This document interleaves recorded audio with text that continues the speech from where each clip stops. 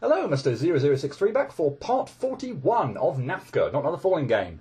Last time I cleared the last 3 screens, I think it was, of Extra Stage 1, the companion, and then I also managed to beat the boss of the Ring Stage Extra 2 on my first go, because you get 33 shields, and that was an awesome fight, and I absolutely loved it, and quite a few phases, particularly the later ones, were actually quite easy. The first 2 were actually... I mean, I loved the second one, but it was quite difficult. It was getting quite difficult with the lasers and everything like that. The first one was probably the most difficult of the lot, and the third one was kind of tricky with the stars and everything like that. I wasn't getting the hang of that at all at the beginning. But there just seemed to be so much on the screen. But frankly, the last 2 phases of that ring seemed very straightforward. But yeah, anyway, here we are in. I'm assuming might be the last thing, given that, as I said at the end of last time, we don't have another gate like this to go through after this. We've got solid walls, so. Maybe this is the last thing I can do. But, yeah, it's an avoidance. It's, I can't talk to you again now without actually resetting that, can I? I think I'll reset that, actually, and we'll talk to him again, because I did it at the end of the last part. Let's actually just get that again on this part. I feel like, going straight into that without talking to you again and seeing what's going on here would be, Let's talk to you again and get that dialogue up again. It also gives me a chance to go in here again, just in case I didn't do that before. So yeah, let's read this again. I know we did it last time, but yeah, let's read it again. I'm interested in making an avoidance, so here you are. Sounds cool. Looking forward to it. Are you afraid of black? No. Why ask me this? You are going to.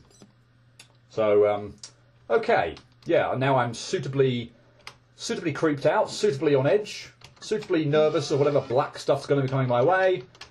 Let's go see what the avoidance is all about. Oh, we got a shield. Another 33 hit points. I don't know how I feel about that. That makes me feel like this could be nonsense. Because I've seen some avoidances where you have more than one hit, and frankly they just fill the screen with absolute crap.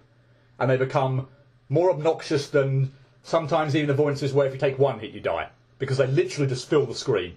And you can end up tanking like 5 hits within about 5 seconds. So, I don't know how I feel about that many shields. I have got an infinite jump, let's not forget that. That might come in handy. Okay, now I'm really, really on edge. Let's see what we're dealing with. And I can't see a thing.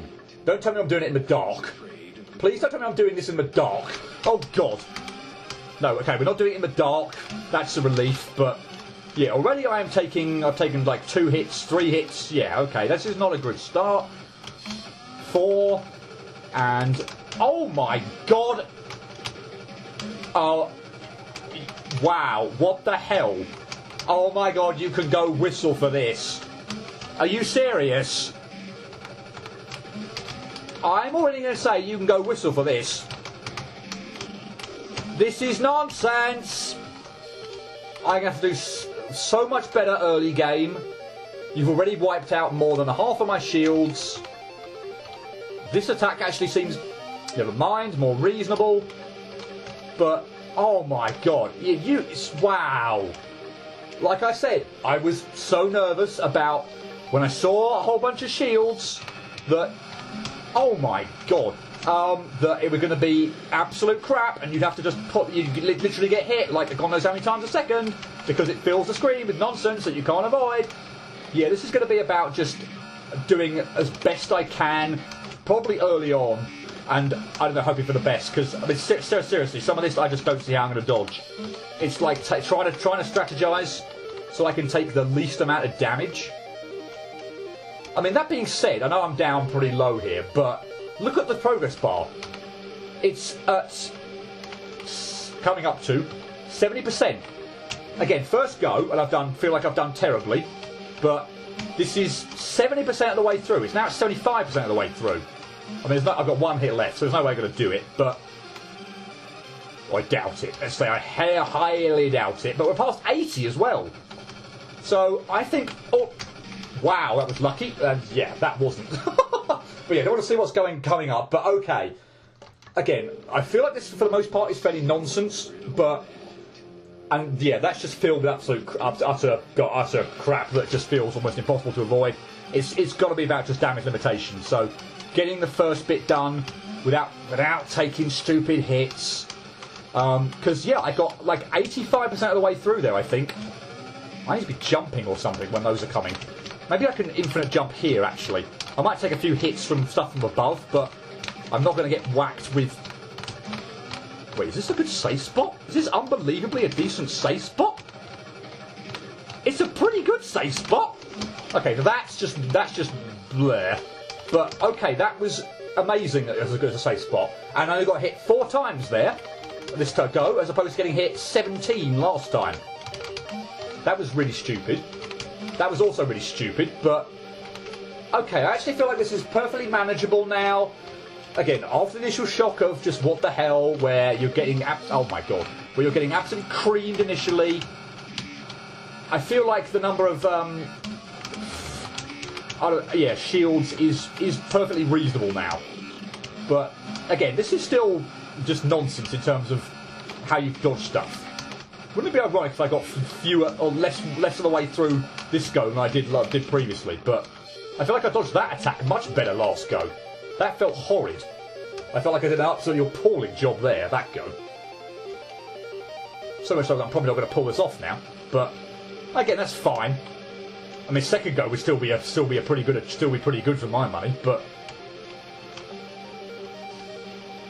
yeah, no. Wow. Okay, that went well. That did not go well. I dodged that! I just glanced up at my shield, it didn't go down. Okay, that is annoying because I really cannot tell where those vertical ones are going to be. I feel like I just need to dodge the ones that are coming diagonally and hopefully get lucky with the vertical ones. Because the vertical ones I can't tell. We're at 9. They've got 2 hits left. Is that it? Wow. That ending, again, is nonsense with the vertical bits. I'm going to rush in there in case there's something else coming. I doubt it, but... Anyway, yeah, I don't think I said the big black clear stage X3. 1 death, 6 minutes. Again, that didn't take too long at all. Funnily enough, I kind of wish now that I tagged this onto the end of the previous one. Well, it will give me some time just to reflect, I guess, and maybe do, I don't know, a bit more of an epilogue. And anyway, a slightly less involved last video, which is good, I think. Yeah, because I think I'm done. But to reflect on that, yeah, that last bit felt like nonsense. I don't know how you're supposed to tell where particularly ones that, yeah, I don't know how you're supposed to tell vertically where you're supposed to be there, unless you memorise it or just know in advance or something. But that side, yeah, that felt fairly nonsense. I nearly got stuffed up right at the end there, but just as I did on the ring with the big black, I had one. Well, I think I had 2. I think I had 1 shield left, so I think I still would have had 2 HP. But yeah, still, I managed to get it down to the same number on both. Yeah, again, it pretty much was as I thought. It felt very much just kind of like, I don't know. There are times when I'm just going to tank hits for fun because there's literally nothing I can do about it, or I feel like there's nothing I can do about it. It's all about damage limitation in places where you could do a lot better, and hopefully you've just got enough hit points to see you through, which thankfully I had, because that feels not ridiculous. Obviously, doing it second go, it would be a testament to that, but in some ways it does feel ridiculous in the sense that I don't feel like there's an awful lot of skill involved in that. It just feels like, or certainly at times, it's just literally just try and find a place where you got the least, which is not exactly my favourite way an avoidance would go. If I want to do an avoidance, I want it to be, me sort of using my skill and learning patterns. That's just, I'm never going to learn that. I could literally slow that down and watch that back at 1 frame a second, and I still wouldn't be able to memorise that. There's just no way, and frankly no point in doing it because, well, yeah, I managed to clear a second go even thinking that was going to be complete nonsense. But anyway, yay, it's done. And I got another achievement, extra story, get the magical ending. I'm going to have to check out the achievements at some point in time, all those extra ones I got, because I think I've done that before. Okay, now you've cleared the 3rd extra stage. I will make more of them shortly. Alright, that's it for now. The portal over there will send you back to the selection room. Again, thanks for playing. You are welcome. And let's just check. Oh, yeah, well, the creator went out of his way there to say that is the end, so yeah. And it sounds like potentially there is some extra stuff coming. I'll probably address that in a minute when I actually, because I'm gonna cut there. I need to gather my thoughts after all that, and just and do a. I'll probably do it on the title screen and the achievement screen, just so we can see all the achievements. Because I didn't show off the ones I got on that achievement screen. And is that all? I might have got them all. Don't know. If there is one I haven't got, I don't know what it is. So yeah, I feel like that might be it. I mean, frankly, I think you'd need all the achievements to get to this area anyway. Because you'd have to clear all 20 stages, you'd have to get all the achievements that open these doors, and I got 3 achievements for three achievements for clearing the 3 extra stages, and an extra one for beating the magical, the magical ending, or whatever that was. So, is there one left? I'm just trying to do the maths in my head and thinking whether there's one left or not. Who cares? I'll find out shortly, but yeah, I'll cut to the title screen, we'll show off all the achievements, and yeah, I'll try and give my final thoughts on all this, including obviously, of course, addressing the fact there will be extra content coming. So yeah, I'll be back on the title screen and the achievement screen shortly, and yeah, be prepared for an epilogue.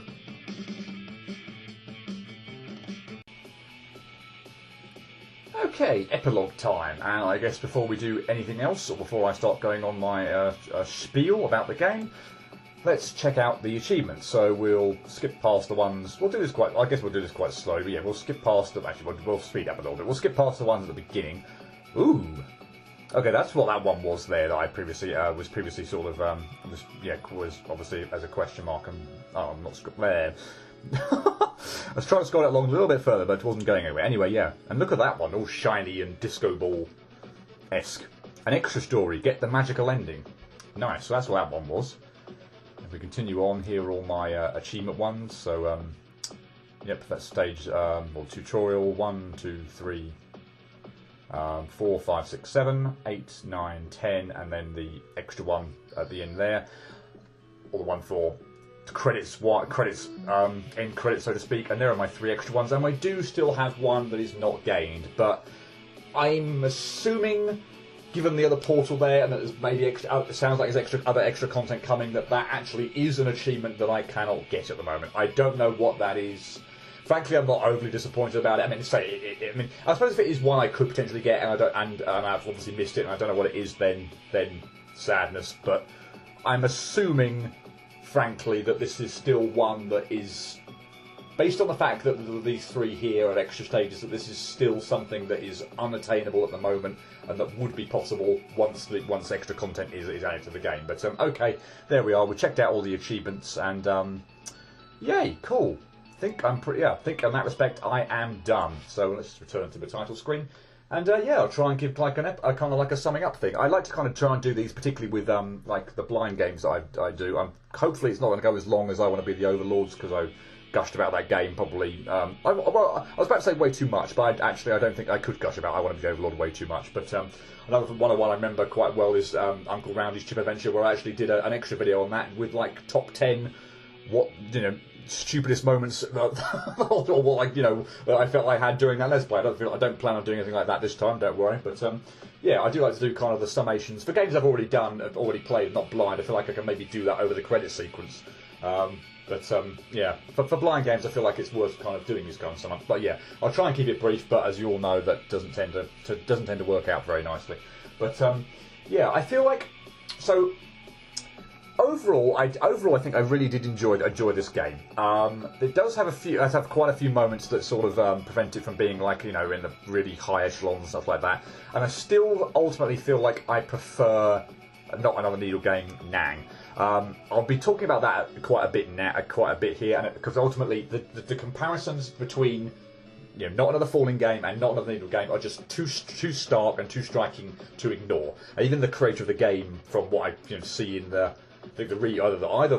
actual, probably the README file, I think, it's clear that Not Another Needle game is obviously a huge inspiration for this game, and that's absolutely fine. Ultimately you could argue, I think, that pretty much any I Want to Be fan game, is inspired by the original I Want to Be the Guy, and obviously that's absolutely fine. Obviously things take it in a completely new direction, so much so that you can almost think, well, it's almost a completely new experience than I Want to Be the Guy. This one, I think the comparisons between Not Another Needle game are just too obvious and too numerous and too striking to ignore. So that's why I've been sort of continuously comparing it throughout the Let's Play, and why I'm going to do it now, because ultimately I feel like I prefer Nang, not a noodle game, because I don't feel like, and it may be just heat of the moment kind of stuff now, where this is just so much more fresh in my mind, but I genuinely don't remember not another noodle game, for however difficult it may be, and I'll come on to that later on as well, that I don't feel like it pulled off what I feel like are some really obnoxious moments, or moments that just felt,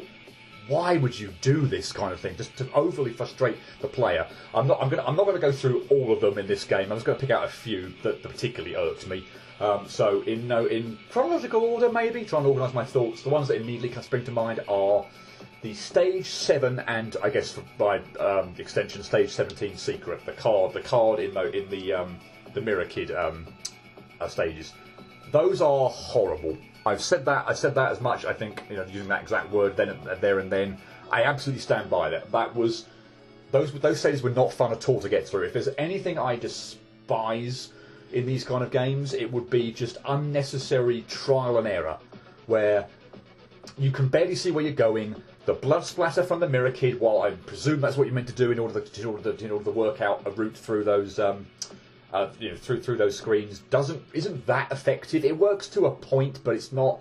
I felt like if it splattered everywhere and you got much more of an idea of the route you're supposed to take, then that would be better. But it doesn't seem to do that. It seems to be not a lot of blood to really shine a light on where you're supposed to go. So those screens are just enormously frustrating. There are multiple paths through, or what look like potentially multiple options to get through those screens. I'm still convinced one of the ones on Stage 7 is actually unpassable. It's like basically 3 spikes on the ground, but with a low ceiling above you. So you've basically got, I think, no more than two blocks worth of room. So I don't see how on earth you can do that unless you're talking about like Double Diamond-esque. But I don't think you can do that with a root with a ceiling on top of your head. There were spikes above there, potentially, but with an actual solid ceiling, I'm not sure. I feel like that's unpassable. But anyway, the fact that potentially, however, if it isn't unpassable, it's bloody ridiculous to get through. So let's put it that way. If you end up going that way and you end up getting stuffed, you could be there for ages trying to think, okay, well, I've got this far. That's clearly where I'm supposed to go, and then only to get stuffed, and you've got to backtrack and find another path. And I hate those screens. I'm sorry, those ones were absolutely horrible and just not fun at all. The next moment I can think of was, and again, I want to go sort of talk about this in hindsight as well, but the one I'm thinking of here is, I think it's the 5th screen of Stage 9, the Portal. So it would be screen 165 maybe. It was right at the beginning of the stage where you just introduced the portal gimmick, and the earlier screens of that one were really good. But this one in particular, I think it started playing really quite a lot with momentum. There were double jump refreshers as well. There was also like lots of spikes, areas where you couldn't shoot portals, so the greyed areas on walls where the portal didn't register. This is where the point in time where double warping, or the term I've dubbed, or what I've dubbed double warping, because that sounded like a decent enough phrase, started to get really irritating as well. And then at the end of all that, when you got up to the area with the warp to get out, there was a low ceiling, and then a spike, too many spikes, and a big spike after it as well, and you had to pull off that jump. Now, in isolation, that jump might not be absolutely terrible. However, at the end of that screen, where you started to throw the portal gimmick in really difficult ways, it was still trying to get used to it, and I think a lot of players, again, in hindsight, I'd like to think if I went back to that screen, I'm not going to do it now, frankly, I'm not going to play it now again, just for demonstration purposes, because frankly I can't be bothered, but I'd like to think now, obviously with more experience behind that, knowing fully how well the momentum works and stuff like that, now that screen would be a lot easier to at least get up to the point where the warp is to get out of the screen. But at the time when you play it, and admittedly again this is a blind run, I should temper my expectations a little bit, but that screen is where the Portal 1 started to get really difficult and a little bit frustrating. To put that spike jump manoeuvre at the end of that screen was freaking unnecessary. You could have put like even just a double big spike, a twin spike one, where there's still the potential to mess up or to choke, but not so difficult a manoeuvre that you know, I feel like I maybe do that jump maybe 1 in 4, 1 in 5 times. That, and again, if you're an expert at these games and you can pull that off, no problem. Then again, all power to you. But that manoeuvre felt freaking unnecessary at the end of that screen, where you just thrown a whole bunch of new portal stuff at us. We're still kind of, or new players, I presume, are still trying to get the hang of it and how the momentum works. I imagine that screen would be quite difficult for a lot of first-time players. That jump at the end was just unnecessary, absolutely freaking unnecessary, and just pissed me off next to no end.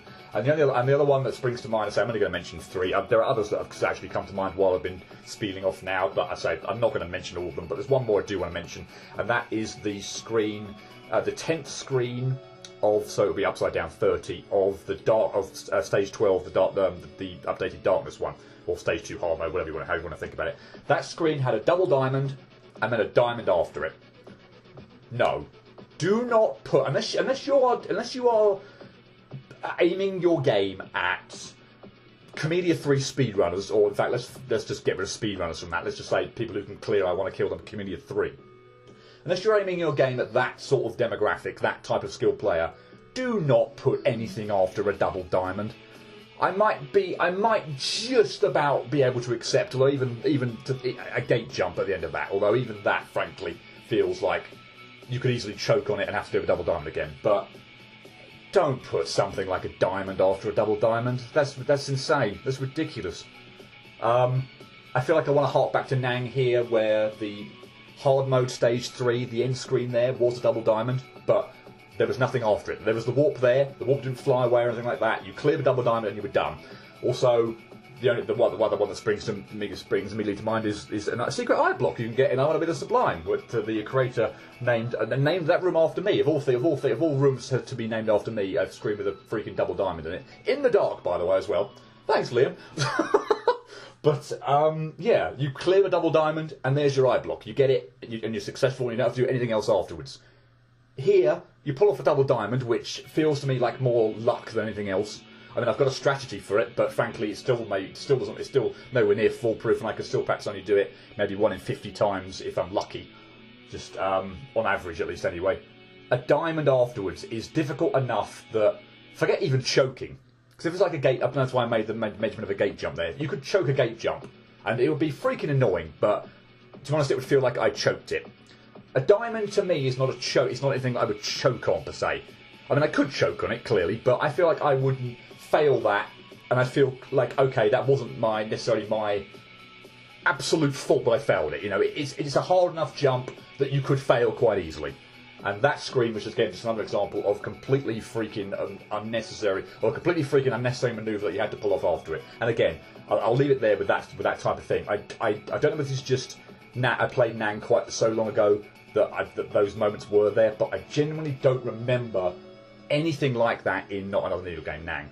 And I think there were just way too many of those moments to say. I've thought of more, or at least a couple more while I've been speaking on those ones. But yeah, I'm not going to go into all of them because I feel like I'm just beating a dead horse with this at the moment. But yeah, way too many of those moments with freaking unnecessary manoeuvres after the end of really difficult stuff that just did not need to be there. That does drag the game down. There also feels like, again, there's just probably a few too many corners or diagonals or 16 pixel gaps that you have to land in, and again, this may be very specific to me, but mini spike gate jumps. I remember my absolute freak out on one of the screens in stage 17 where I thought I had to do 4 in a run, and I was just like, oh my goodness, this might actually literally take hours to do. Thankfully, again, it was only 2. Still don't like having to pull 2 off in a run, but yeah, I hate those as well. Those things just annoy me the hell out of me. And again, that might be very specific to me as opposed to other players, but I feel like the other things I've mentioned are legitimate, really annoying and unnecessary things. But yeah, mini spike gate jumps, for me at least anyway, might be unique to me. But I still feel like that ultimately detracts from the game for me personally as a personal experience going through it, because I hate those manoeuvres. Yeah, I guess the other things as well that I do want to mention on the negative side, and I feel like this is actually going to go well above. They're going to go well above and beyond how long I spent on gushing on Overlord. So yay! You all know I love to talk, but anyway, I'm just rambling things out of my head now. But the other big thing I wanted to mention was, I guess ultimately the close comparison with Nang, in the sense that clearly it's taking inspiration from that, and absolutely fine, but and then we'll ignore stage 1. But stage 2, a darkness gimmick. Stage 3, built around just bigger rooms, longer rooms, and such like that. Stage 6, a water gimmick.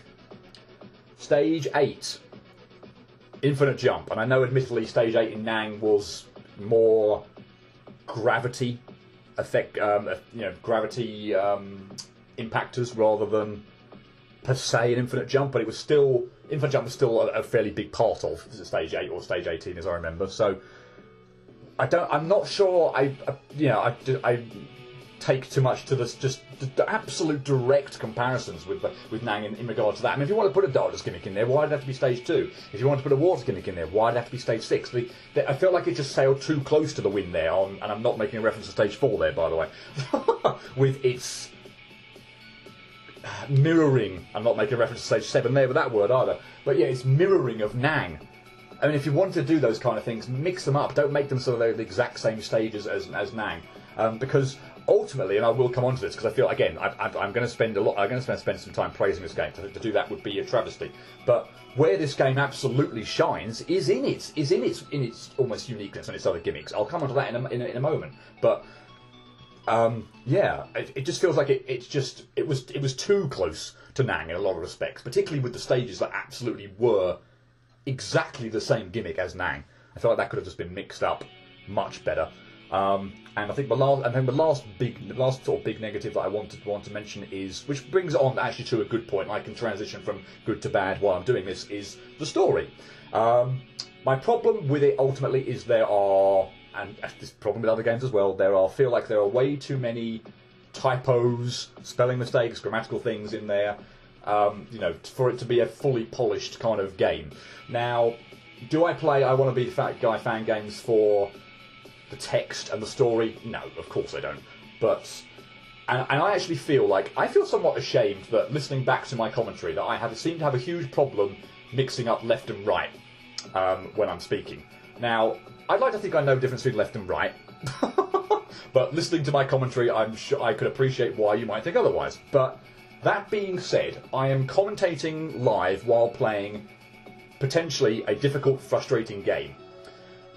I'm probably going to make a lot of mistakes while I'm speaking. I may have even made some mistakes while I've been speaking here. But the thing again with actual audio speaking is, once I've said it, particularly while I'm playing the game as well, once I've said it, I'm then moving on to another sentence, something else, and I can't go back to correct it, because unless I've twigged in my head that I've said it wrong, I've lost that opportunity to go back and say something about it.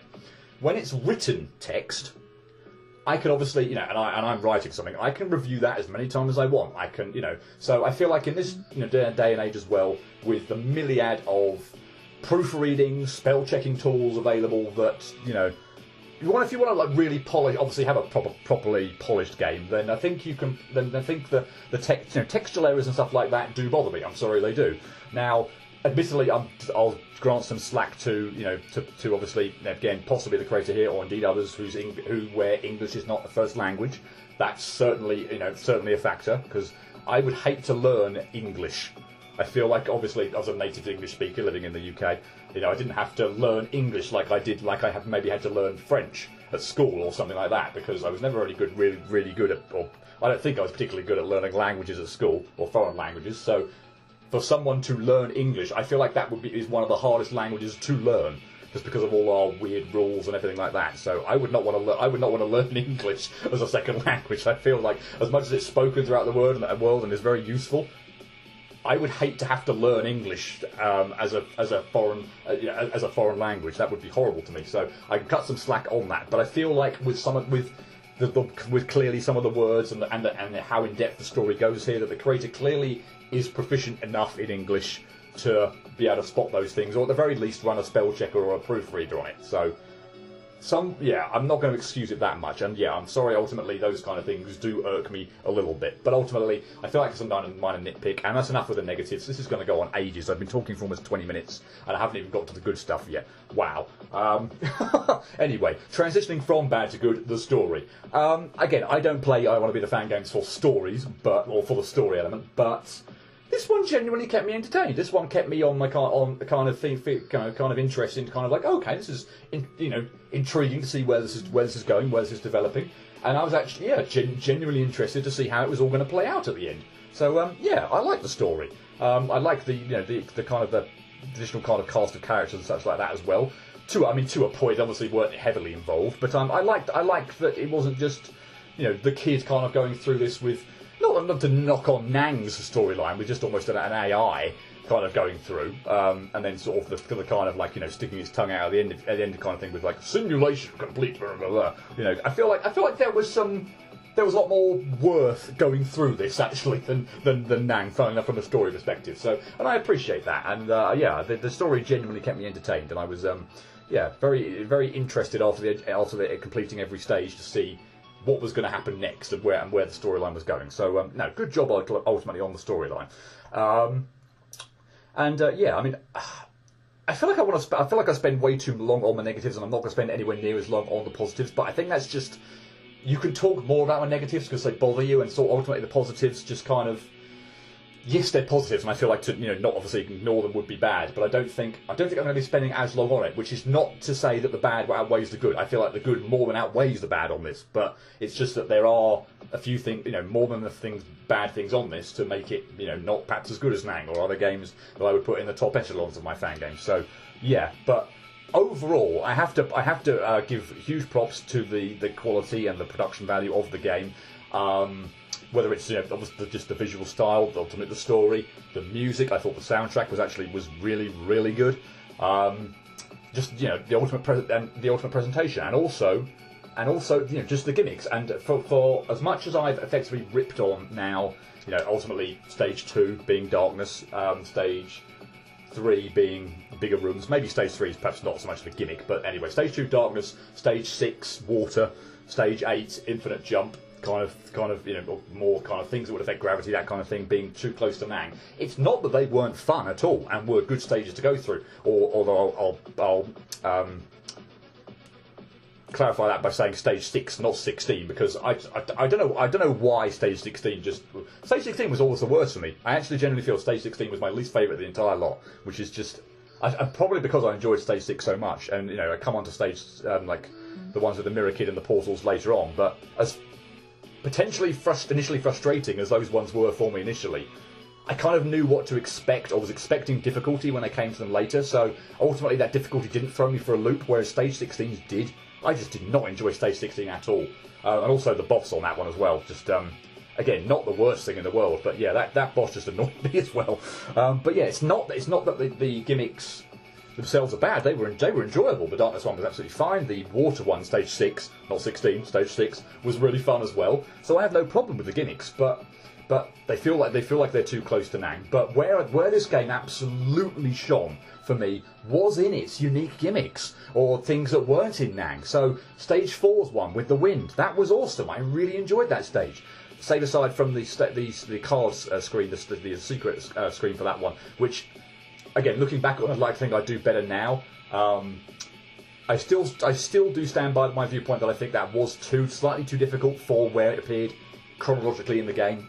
If you stumble across it or get to it first off, without obviously getting through the rest of the game and then backtracking to it, might have felt easier then. But coming across it as I should have done, going through stage 4 for the first time, that one did feel slightly too difficult. But again, I feel like I'm nitpicking there, so I'm not going to dwell too much on that. But yeah, the wind gimmick was really really nice. I really enjoyed the stage 5 gimmick with the elevator. That was really nice as well. And for all the frustration, I'll keep coming back to this as well a lot. For all the frustration that I had going through stages 7, the Mirror Kid, and stage 9, the one with the portals, because they were tricky to get your head round. They messed with your mind. They were quite a lot of thought, and particularly stage 9, the portal ones were quite awkward to get a hang of initially. For how frustrated I did get with those, they were still enormously fun for the most part, and absolutely amazing gimmicks. From a gimmick viewpoint, however frustrated I might have got, they were awesome. I love the idea of the Mirror Kid. I love the concept ultimately of how that works. with keeping obviously the kid alive, and for the most part having to kill off the mirror kid and working out those puzzles. And stage 9, the portal one, again, really, really nice. Somewhat, a little bit comparable, I suppose, to Nang stage 9's tele jumping, or teleportal, whatever. Tele-jumping, tele-wall jumping, whatever the hell that thing was called. So it felt a little bit similar to that, but certainly different enough to that to feel it was, not an exact match to Nang's one. But yeah, a wonderful, wonderful gimmick. And I actually, and really enjoyable. And funnily enough, apart from my freak out on a couple of screens on stages 17 and 19, I think I enjoyed stages 17 and 19 much more than I did 7 and 9, funnily enough, because I knew what to expect. I knew how the mechanics of the things worked, particularly with the portal ones. And I really enjoyed those stages, actually, 17 and 19. So yeah, absolutely awesome gimmicks that I absolutely loved, and definitely worthy of praise. And also, and probably my overall favourite stage, at least in the first set, obviously before we've seen the gimmicks for the first time, stage 10, the simplicity of the spike ceiling, or obviously spike floor in stage 20, chasing you, because I was kind of feeling like a bit nervous going into that one, thinking, oh great, I don't do well with speed particularly. I want to take my time, not have to rush through a stage. So I was like, oh god, I'm gonna have to go through a stage really quickly. Probably have to pull off some really annoying jumps that I would like to get myself set for rather than just rush into. But that screen was awesome for such a simple concept. And I think it probably needed coming off the back of say something like the Mirror Kid in 7 and the Portal from 9, just to have something that was more just pure reactionary and gut instinct rather than having to puzzle out was really nice and a really nice contrast. But I loved stage 10. That was so nice, and I felt really easy as well. Again, you think sort of coming to the end of the state of the halfway point ultimately is what it was there with stage 10, that again the difficulty would increase, but I think stage 9 ultimately was where the difficulty lay at the back end of going through the regular screen. Stage 10 felt like a breather, a lot of fun, and actually pretty straightforward. And yeah, I loved it. And stage 20 for the most part as well. That last screen just ticked me off, because I got so far on my first go and then couldn't get anywhere near it again. That was I wish I'd got that far first go, and then I wouldn't have got anywhere. I don't think I'd got anywhere near as frustrated on it. But oh dear. Anyway, yes, the very last screen aside, stage upside down 200. Yeah, I really those stages were awesome. I really enjoyed them. I feel like I must admit I'm coming to the end of kind of like, and I feel like I spent too long talking about the negatives rather than the positives. I think what the one other big positive, I think, that I'd like to say, what I'd certainly give props to, is ultimately, it felt to me like literally every single upside down screen, or if you will, screen in stage 11 through 20, was a true upside down reflection of stages 1 to 10. Maybe not every single spike or every single obstacle, but, and I don't say this as a criticism from Not Another Needle game, but there were certainly screens in the hard mode stages there, or stages 10 through 19, however you want to think about it, that absolutely were completely unique and weren't just upside down flipping. Like the double diamond, for example, that I mentioned on screen 60, the end of the last screen of stage 13 or stage 3 hard mode in Nang was a double diamond, which I've previously complained about. But there was no way that was a double diamond in screen 60 of stage 3. So that obviously was a different screen. It wasn't a true upside down reflection of it. I feel like the screens in here were absolute true reflections, apart from maybe the odd spike here or there, and potentially, I suppose, a double jump refresher or infinite jump mechanic, in order to go up a shaft rather than having gone down it before. But other than those little details, I genuinely feel like it was an absolute true reflection of the screen being flipped upside down. And that's not to say that, again, that Nang having different screens wasn't fine, which it absolutely was, but the care and attention that would have gone into having to design the screens such that they literally could be flipped, every single one of them, and be passable, I give huge props to. I think that's a really good, a really awesome achievement for pulling that off. So yay. I think that is probably pretty much it. I feel like I spent way too much time talking about negatives rather than the positives, but I do want to end on thinking about the ratings on Delicious Fruit, and again, going to make a comparison with Nang here. This may have changed since this gets uploaded, but as at the end of April 2018, which is when I'm recording this, I feel like it's going to be at least another 3 months till this video sees the light of day in terms of being uploaded on YouTube. At least another 3 months, probably near beginning of August and end of July. But anyway, yeah, as at the end of April, I've just checked Glitcher's through. Nang, Not Another Needle Game, has a score of 71.0. Not Another Falling Game, NAFGA, has a score of 71.3. Now, leaving aside the fact that I think that both of those are actually way too highly rated, I would not put Nang or this game anywhere in the 70s at all. I would put them both in the 60s. Just a general feeling. I don't think they're anywhere near. I don't think they're that difficult in the 70s. But I don't know if this is just a consequence or just of ultimately Not Another Falling Game at the moment. I think it only had 4 ratings or 4 reviews or whatever as at April 2018, whereas Nang's got so many more, possibly in the 50s, or or considerably more. Let's put it that way. Again, I don't know if it's just a natural consequence of ultimately not Another Falling Game not having too many reviews, so they're not more widely marked or anything like that. But there is absolutely no way whatsoever that there is a 0.3 difficulty difference between Not Another Falling Game and Not Another Needle Game. No chance. I would put Nang at about low 60s, like 61. I think if it's 71.0, let's just say 61.0. That, I think, is a much more reasonable rating for it. But I would put Not Another Falling Game at like maybe a 67 or something like that. 68. Sort of mid to higher range 60s. I have to say, not as high, not in the 70s. I don't think it's as difficult as that. But you have to be absolutely joking at the moment to say that there is a 0.3 difficulty difference between Not Another Falling Game and Not Another Needle Game. No chance. Not Another Falling Game is considerably harder than Not Another Needle Game. Whether that changes over time, again, when this gets uploaded, this game may have had a lot more plays, it may have a lot more ratings, it may be completely different. But yeah, Nang. Both of these games are rated too highly, difficulty-wise, from my perspective. But there's so much more of a difficulty difference between the two than 0.3. That's insane. I know this is a blind run, and this has been a blind run. Nang wasn't. I know it took me best part of 27 hours to get through the main game, not counting the extras, and all the extra time I spent on the achievements. So I know I will have piled more time into this, and it was blind.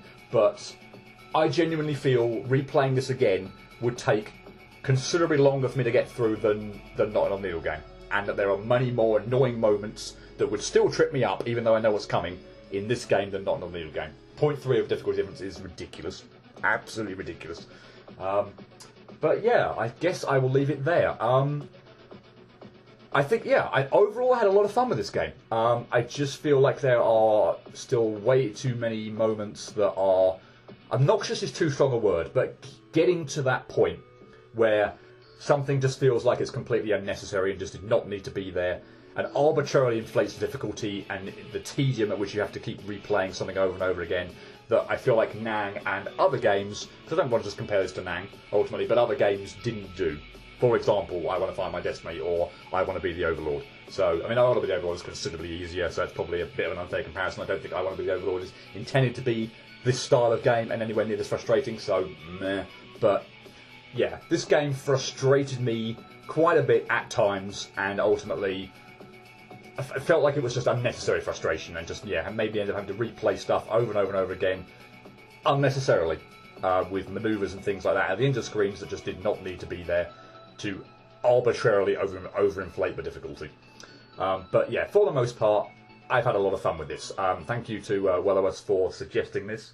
I think it was one of a few games that you had suggested, but was probably the only one that I hadn't played before. So, as a blind run, I hope you've enjoyed this if you've continued watching. Hopefully the frame rate issue, which I know you mentioned before, wasn't too much of a detractor. But yeah, apologies. I've taken being able to competently stitch together the gameplay to a point where I don't feel like the actual watching it has been too bad. Again, that may just be me over having to spend, unfortunately, hours on end piecing together and syncing up audio and video, which is just tedious beyond belief. And clearly, in the videos where I actually did change the frame rate, I still had to do that, and clearly still didn't get it especially good anyway. So yeah, I took audio, video quality and syncing up over frame rate. hopefully that wasn't too much of an issue. I guess what I want to go out on is I don't know 100% whether this is ultimately the end of the game for me in terms of this Let's Play. I don't know whether I will revisit the game where if there is additional content added and such like that. It obviously may depend on how long that takes to come and whether I do it anyway. I don't know. It may end up being a thing that I just do on my own time and not as part of it, as tagged on as part of this Let's Play. I genuinely don't know. It will all depend on, yeah, well, primarily when it comes out, if it comes out, and ultimately whether I want to do it. So yeah, I'd like to say if this is the end, I feel like this was a good note to bow out on. Sorry. I guess one I could have mentioned on another negative side ultimately that the avoidance actually felt like it was a bad last thing to end on, because it just felt very, very token and like there wasn't much skill involved in it. But like for example, if extra stage 2 and 3 had been reversed and it ended on the ring fight, that would have been an awesome way to have ended. I would so much have enjoyed finishing on that rather than the avoidance thing, which just felt like brute force or try to take the least amount of damage as possible, as opposed to actual skill involved in beating a boss. So if those had been I think those should have been switched. That would have just felt like I'd have ended the extra content on so much of a better note than that avoidance. But oh well, they're both there, so it's a very minor point. But yeah, I feel like this may well be the end. But yeah, I guess I'll just have to see with the additional content if and when it comes, and whether I want to do it and tag it on to the end. So yeah, this could be the end. It might not, depending on that extra content. But yeah, I hope this hasn't been too negative or felt like too negative of an epilogue. Yeah, I do feel like there are some moments in here that do detract and make it from the overall enjoyment and do make it overly annoying and overly frustrating. But that being said, I can certainly appreciate the overall production value that went into this, the graphical style, the music, the soundtrack, the story, and the gimmicks. So I think this game where this game really does shine is in its unique gimmicks, where it doesn't try to copy Nang too much. You know, in particularly the Mirror Kid and the portal gimmicks. However potentially frustrating they could be, they are wonderful gimmicks per se, and I actually really enjoyed them. And I think that's where the game shines when it is its own unique concept and not trying to perhaps mirror Nang a little too closely. But hey ho. Those are my thoughts. I can't believe I've spent 35 minutes on this epilogue. Wow. Yeah, I clearly had a lot more to say than I originally thought. But yeah, if you've listened to me for, this will be about a 40-minute video where there's maybe about 5 minutes of gameplay beating the avoidance and 35 minutes, if not longer, of just talking. If you've listened to all of this epilogue and me rambling at the end, round of applause to you, pat on the back. You certainly deserve a donut or some other kind of treat. Go get one. But yeah, I hope you've enjoyed this Let's Play. Who knows? There may be more to come. But yeah, if this is the end, I feel like this is a good place to end it. So yeah, I hope you've enjoyed Not Another Falling Game. For the most part, I did too. So yeah, I'll leave it there and hope to see you for whatever my next project is going to be. Don't know at the moment. I feel like Magmammal 2 is probably going to come to its end. Pokemon Ash Grey, possibly not, but not many people are watching that anyway. But yeah, I don't know quite what might be coming next. But yeah, whatever it is, I hope you'll tune in for that, and I hope it's for the most part as enjoyable as this game was. So yeah, hope to see you for whatever comes next. But until then, cheerio.